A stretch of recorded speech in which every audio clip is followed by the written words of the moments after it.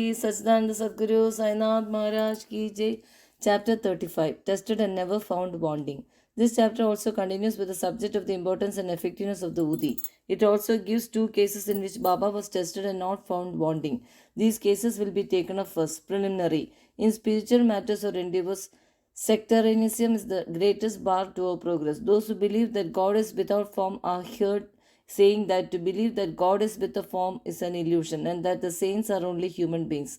Then why should they bow down their heads before them and offer dakshina? Persons belonging to other sects will also raise objections and say, why should they how and offer allegiance to other saints, leaving their own gurus? Similar objections regarding Sai Baba were heard before and even now. Some said that when they went to Shirdi, Baba asked for dakshina from them. Is it good that saints should collect money in this fashion? If they do so, where is their sainthood? But there are many instances where men went to Shirdi to scoff but remained there to pray. Two such instances are given below. Kaka Mahajani's friend. A friend of Kaka Mahajani was a worshipper of Nirgun, God without form, and was averse to idolatry. Out of curiosity, he agreed to go to Shirdi with Kaka Mahajani on two conditions, namely, that he would neither bow down to Baba nor pay him any dakshina. Kaka agreed to these conditions and they both left Mumbai on a Saturday night and reached Shirdi the next morning. As soon as they put their feet on the steps of the masjid, Baba, looking at the friend from a little distance, addressed him in sweet words as follows: "Oh, welcome, sir." The tone in which he uttered these words was a very peculiar one. It exactly resembled the tone of the friend's father. It reminded him of his departed father and sent a thrill through his body. What an enchanting power the tone had. Being surprised, the friend said, there's no doubt the voice of my father. Then he at once went up and, forgetting his resolution, placed his head upon Baba's feet. Then Baba asked for dakshina twice, once in the morning and again at noon, at the time of their taking leave, but he asked it from Kaka only and not from the friend. The latter whispered to Kaka, Baba asked for dakshina from you twice. I am with you, why don't he ignore me? You ask Baba yourself, what Kaka's reply. Baba asked Kaka what his friend was whispering. Then the friend asked Baba himself whether he should pay any dakshina. Baba replied, you had no mind to pay, so you were not asked. But if you want to pay now, you may. Then the friend paid rupees 17 as dakshina, the same amount that Kaka paid. Baba then addressed him with a few words of advice. You destroyed the Thales wall, sense of difference between us, so that we can see and meet each other face to face. Then Baba allowed them to leave. Though the weather was cloudy and rough, Baba assured them to their safe journey and both of them reached Mumbai safely. When he reached home and opened the door and windows of his house, he found two sparrows dead on the ground and one just flying out through a window. He thought that if he had left the windows open, two sparrows would have been saved, but thought again that they had met their lot and that Baba had sent him back soon just to save the third sparrow. Kaka Majani's master. Kaka was the manager in the firm of Takar Dharam Se Jetha Bhai, a solicitor of Mumbai. Both the master and the manager were on intimate terms. Mr. Takar knew that Kaka would often go to Shirdi, stay there for some days and return. When Baba permitted him, out of curiosity, Mr. Takar decided to go to Shirdi with Kaka during Shimga holidays. As Kaka's return was uncertain, he took another man with him for his company. The three started together and Kaka brought two seers of raisins, dried grapes with seed on the way for presentation to Baba. They reached Shirdi in due time and went to the masjid for darshan. Baba Sahib Tarkad was also there and Mr. Takar asked him why he came there. For darshan, Tarkad replied. Mr. Takar asked if miracles took place there. Tarkad replied that it was not the concern. The earnest intentions of the bhaktas were satisfied here. Then Kaka prostrated him before Baba and offered the raisins to him. Baba ordered them to be distributed. Mr. Takar also got a few of them. He did not want to have the raisins as he was advised by his doctor not to eat them without washing and cleaning them. So he was in a fix. He did not want to eat them, nor could he reject them.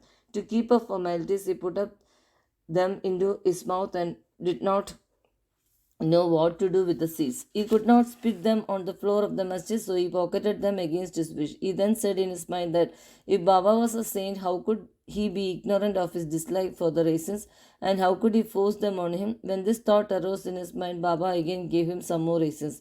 He could not eat up them but held them in his hand. Then Baba asked him to eat them up. He obeyed and found to his surprise that they were all seedless. He wanted to see miracles, and here was one. He knew that Baba read his thought and as per his wish converted raisins with seeds into seedless grapes. What a wonderful power! Again, to test further, he asked Tarkat, who was sitting by and who also got some raisins, what kind of grapes you got. He replied, the variety with seeds. Mr. Thakkar was still more surprised to hear this. Then, to confirm his faith further, Thakkar thought in his mind that if Baba was a real saint, the raisins should be now given to Kaka first. Reading this thought also, Baba ordered that distribution should be commenced from Kaka.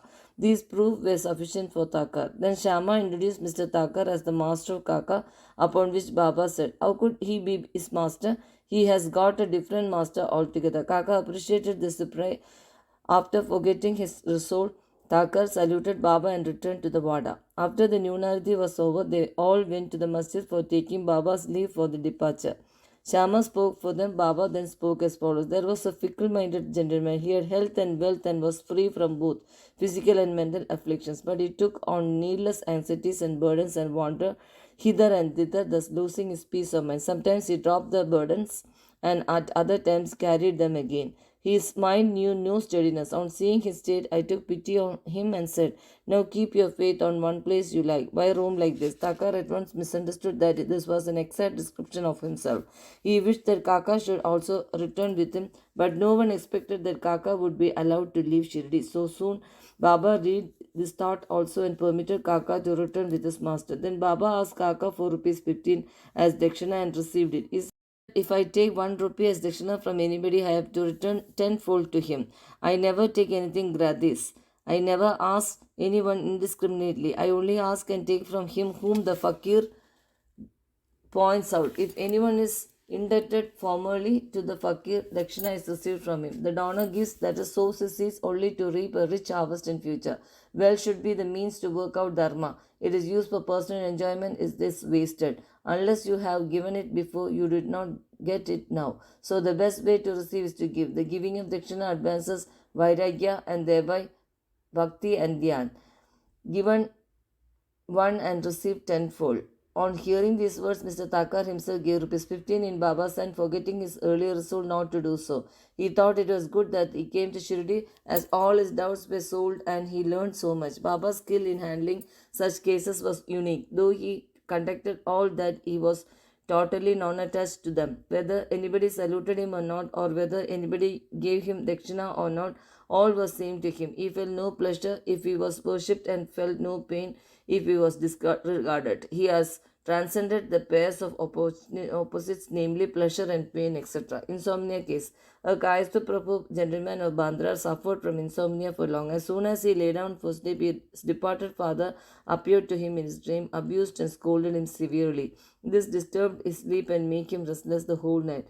Every night this went on, and man did not know what to do. One day he consulted a devotee of Baba. In this respect, he recommended the Udi as the only infallible remedy he knew. He gave him some of the Udi and asked him to apply a little on the forehead before going to bed and keep the Udi packet under his pillow. He tried this remedy and found to the great surprise and joy that he had a sound sleep and there was no disturbance of any kind. He continued the remedy and always remembered Sai. Then he got a picture of Sai Baba which he hung on the wall his pillow and started worshipping it daily, and on Thursdays offered garland, naivedya, etc. Then he got well and forgot his trouble altogether. Balaji Patil Nevaskar. This man was a great devotee of Baba. He rendered excellent and selfless service. Every day he swept and kept clean all the passages and streets in Shirdi, though which Baba passed in his daily routine. After him, this work was done equally well by another devotee, Radha Krishnamai, and after her, Abhay Abdullah. When Balaji reaped his corn every year, he brought the whole quantity and presented it to Baba. He returned with that. Baba gave him back and maintained himself and his family with it. This course was followed by him for many years and after him by his son also. Power and efficacy of Udi. Once it happened that on Balaji's death anniversary, a certain number of guests were invited and the dinner was prepared for them. But at dinner time, it was found that thrice the number of people invited turned up.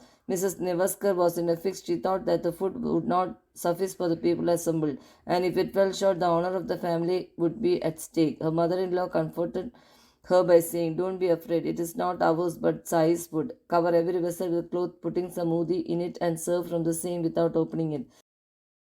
Did as she was advised, and it was found to their surprise and joy that not only did the food suffice, but plenty of it remained after serving. As one feels intently, so he realizes accordingly was proved in this case. Saya appearing as serpent. Once Rahu Patel of Shirdi went to Balaji Patel at news. That evening, he found that a serpent entered the cowshed hissing. All the cattle were afraid and became restless. The inmates of the house were frightened out, but Balaji thought that it was Sai who appeared in his house as a serpent. Without being afraid in the least, he brought a cup of milk and placing it before the serpent said, Baba, why do you hiss like this? Do you want to frighten us? Take this cup of milk and drink it with a calm mind. Saying this, he sat down close by. The other members were frightened and did not know what to do. In a short time, the serpent disappeared of his own and nobody knew where it went. It was not found, though a thorough search was made in the cowshed. Balaji had two wives and some children. They sometimes went to Shirdi from Neves for taking Baba's darshan. Then Baba brought saris and other clothes which were given to them with his blessings. Both to Sri Sai. Peace be to all. Sri Satchidananda Sadguru Sainath Maharaj Ki Jai.